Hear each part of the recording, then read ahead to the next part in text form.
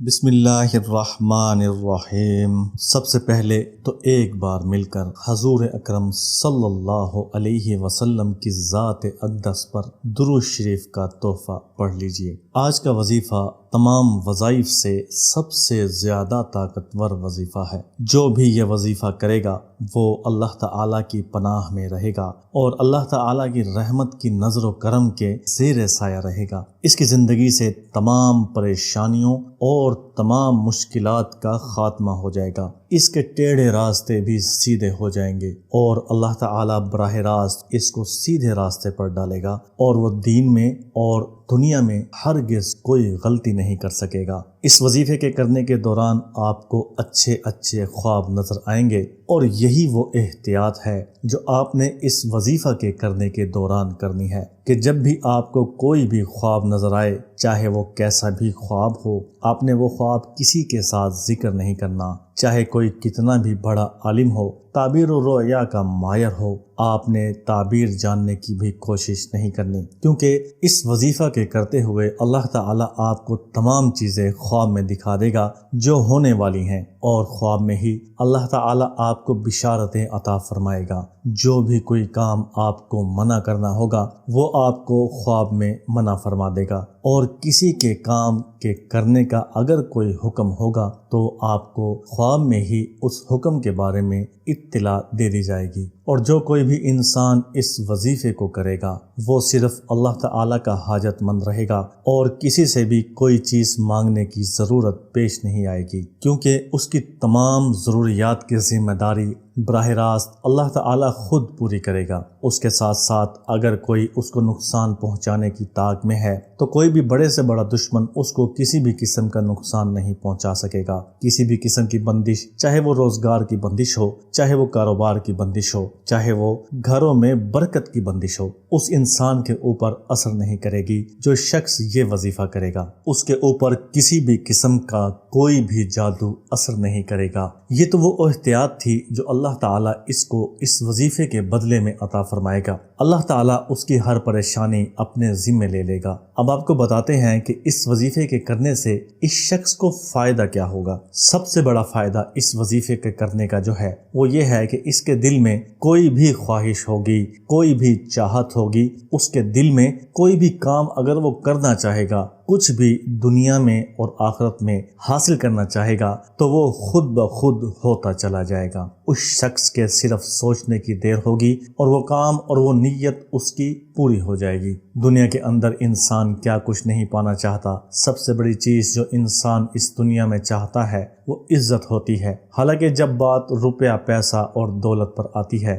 تو انسان عزت کو دوسرے درجے پر رکھتا ہے، لیکن اگر دیکھا جائے تو عزت کا درجہ پہلا ہوتا ہے اور روپیہ پیسہ کا درجہ دوسرا ہوتا ہے۔ اور اگر دنیاوی معاملات میں آپ کی عزت نہیں ہے تو وہ پیسہ کسی کام کا نہیں ہے کہ جو آپ کی عزت نہیں ہے۔ چونکہ یہ بسم اللہ کا وظیفہ ہے اس لیے بسم اللہ کے فرشتے آپ کے ساتھ ہر وقت رہنا شروع کر دیں گے، تو ان کے آپ کے ساتھ رہنے کی برکت سے آپ کی عزت میں بے پناہ اضافہ ہوگا۔ ہر کوئی آپ کو عزت کی نگاہ سے دیکھے گا، چاہے وہ چھوٹا ہو یا بڑا ہو، اور یہی بسم اللہ کے فرشتے آپ کا ہر کام کرنے سے پہلے آپ کے دل میں ڈال دیں گے کہ یہ کام کرنا چاہیے یا نہیں کرنا چاہیے، یہ کام آپ کے لیے فائدہ مند ثابت ہوگا یا آپ کے لیے نقصان دہ ہوگا، اور اسی نسبت سے یہی فرشتے آپ کو ہر غلط کام کرنے سے روک دیں گے اور آپ کے دل میں وہ خیال ڈال دیں گے کہ اس کام کے کرنے سے آپ کو نقصان ہوگا، تو جس کی وجہ سے آپ وہ کام کرنے سے رک جائیں گے، اس راستے پر چلنے سے آپ رک جائیں گے اور آپ کا نقصان ہونے سے اس طریقے سے بچ جائے گا۔ اب یہ دو طریقے ہیں، ایک تو آپ کو خواب میں بشارت دے دی جائے گی، اور کسی کام کے بارے میں بھی اگر آپ سوچ کر سوتے ہیں، چاہے وہ کوئی بھی بڑا کام ہو یا چھوٹا کام ہو، تو آپ کو خواب میں ہی اس کام کے بارے میں آگاہ کر دیا جائے گا کہ آیا وہ آپ کے لیے فائدہ مند ہے یا نقصان دہ ہے۔ اور دوسرا طریقہ یہ ہے کہ اب چلتے پھرتے اپنے ذہن میں تصور کریں گے اور انشاءاللہ یہ فرشتے آپ کے ذہن میں وہ خیال ڈال دیں گے جو آپ کے لیے فائدہ مند ہوگا۔ اب آپ دیکھ ہی چکے ہیں کہ روپیہ پیسہ عزت آپ کو اس وظیفے کے کرنے کے بعد ایسے ملے گی کہ آپ کی سوچ میں بھی نہیں ہوگا۔ یہ وظیفہ ان چیزوں سے بھی بہت آگے کی چیز ہے اور آپ کو ایک ایسے مقام پر پہنچا دے گا کہ جہاں پر پہنچنے کا آپ نے کبھی بھی تصور نہیں کیا ہوگا۔ اب سوال یہ پیدا ہوتا ہے کہ اگر یہ وظیفہ اتنا ہی خاص وظیفہ ہے تو اس کے اثرات آپ نے ابھی تک دوسرے لوگوں میں کیوں نہیں دیکھے؟ مثلاً اگر یہ اتنا ہی بابرکت وظیفہ ہے تو آپ کے سامنے یہ اتنی دیر سے کیوں آیا ہے؟ اور آیا کہ کوئی اور بھی اس وظیفے سے فائدہ اٹھا رہا ہے؟ تو میں آپ کو یہ بات کلیئر کرتا چلوں کہ یہ جو وظائف ہوتے ہیں اور اس سے حاصل ہونے والی جو چیزیں ہوتی ہیں یا جو کرامات ہوتی ہیں یا کچھ بھی اگر آپ کو ان وظائف کی نسبت سے ملتا ہے تو وہ چھپانے کی چیز ہوتی ہے۔ بزرگان دین نے اپنی کتابوں میں لکھا ہے کہ انسان کو وظائف سے ملنے والی مسخرات کو ایسے چھپانا چاہیے جیسے عورت اپنے مخصوص ایام چھپاتی ہے، بلکہ اس سے بھی زیادہ۔ تو میرے بھائی، اگر آپ اس انتظار میں ہیں کہ کوئی انسان آپ کو آ کر اپنی آپ بیتی بتائے گا، اپنے مسخرات آ کر آپ کو بتائے گا اور اس کے بعد آپ وظائف کرنا شروع کریں گے، تو ایسا پوری زندگی کبھی نہیں ہونے والا، کیونکہ کوئی بھی انسان ہو، چاہے وہ آپ کے کتنا ہی قریب کیوں نہ ہو،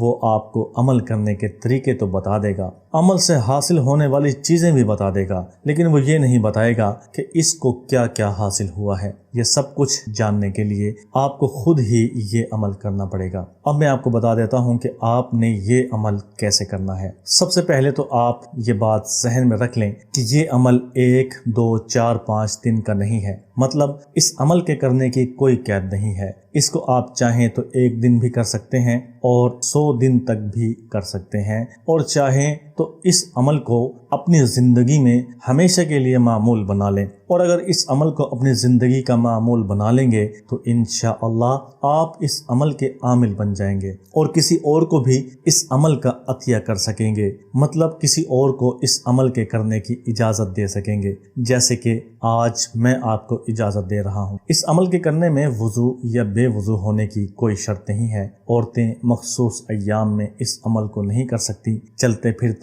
کسی بھی وقت کہیں بھی بیٹھے ہوئے تو سب سے پہلے 11 مرتبہ درود شریف پڑھ لیں، اس کے بعد 1313 مرتبہ بسم اللہ الرحمن الرحیم پڑھنی ہے، پھر 11 مرتبہ درود شریف پڑھنا ہے۔ سب سے پہلا اثر اس عمل کا جو آپ کے اوپر ہوگا کہ اس عمل کے کرنے کی برکت سے آپ 5 وقتہ پکے اور سچے نمازی بن جائیں گے۔ اس کے بعد دوسرا اثر یہ ہوگا کہ آپ نوافل ادا کرنے لگ جائیں گے، مثلاً آپ کو تہجد کا شوق ہو جائے گا، آپ کو اشراق، چاشت اور اوابین کا شوق ہو جائے گا، اور چاہے آپ یقین کریں یا نہ کریں، ولی بننے کے لیے یہی چیزیں ضروری ہوتی ہیں جو میں نے آپ کو ابھی بتائیں۔ ایک ولی مستحبات تک کا خیال رکھتا ہے۔ جب آپ اللہ تعالیٰ کے مقرب بن جاؤ گے تو اللہ تعالیٰ کی رحمت آپ کے اوپر ایسے برسے گی کہ آپ کی جھولی میں جگہ ختم ہو جائے گی۔ اس موقع پر اس ناچیز کو بھی آپ نے اپنی دعاؤں میں یاد رکھنا ہے۔